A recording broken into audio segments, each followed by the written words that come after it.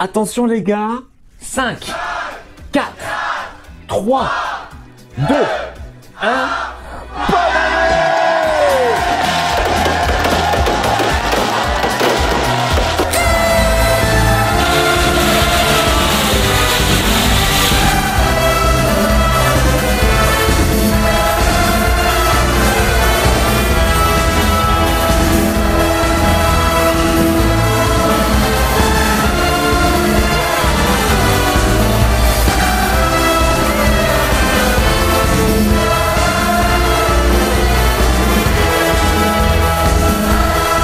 Bonne année tout le monde, parce qu'aujourd'hui on fête le nouvel an chinois.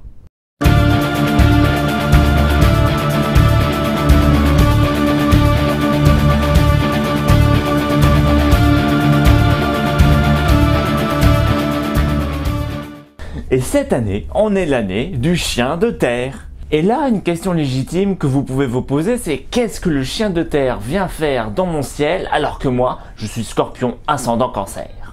Ça n'aura échappé à personne, les Chinois font pas tout comme nous. Et pour le nouvel an, c'est un peu la fête du slip.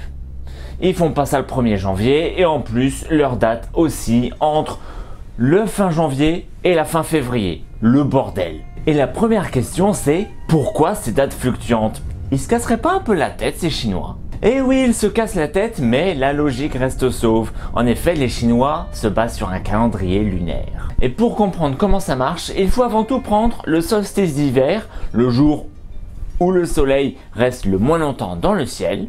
Et puis, il faut compter 2 nouvelles lunes. Le jour de la 2e nouvelle lune, c'est le nouvel an pour les Chinois. Et maintenant qu'on sait comment marche le calcul des années, il ne reste plus qu'à ajouter les signes. Le gars qui est né là-bas, mettons au mois d'avril, il est quoi lui? Il est rouleau de printemps? Il est... Ah non, là-bas, c'est considéré comme un animal. Ah oui, mais j'ai lu un truc là-dessus, moi je crois bien que je suis calamar. Il y a en tout 12 animaux.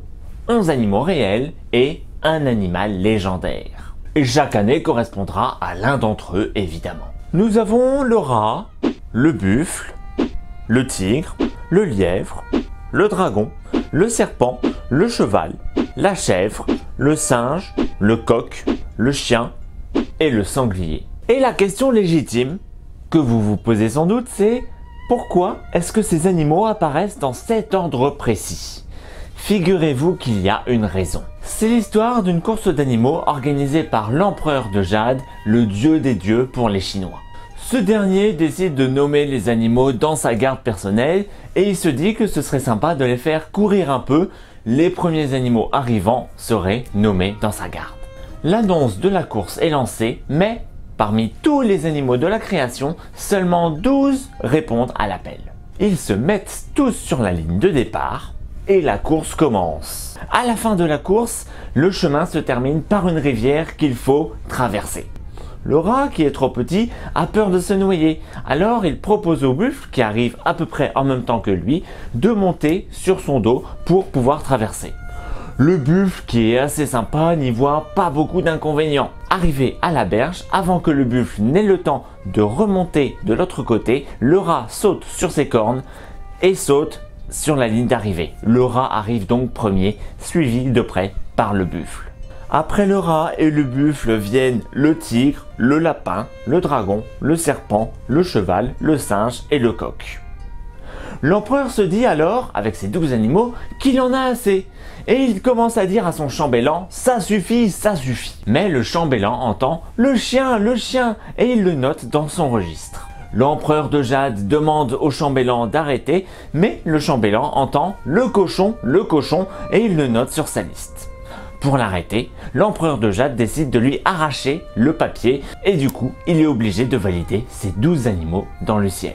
Et chaque animal correspondrait à un trait de caractère spécifique. Mon fils, il est du signe du buffle. Plus tard, il sera costaud. Ah ouais? Bah moi, mon fils, il est du signe du tigre. Plus tard, il sortira les griffes. Et moi, ma fille, elle est du signe du singe. Plus tard, elle sera intelligente. Oui, ou elle sera moche. Pour vous les tirer à gros traits, le rat est ambitieux, passionné et prompt à s'emporter.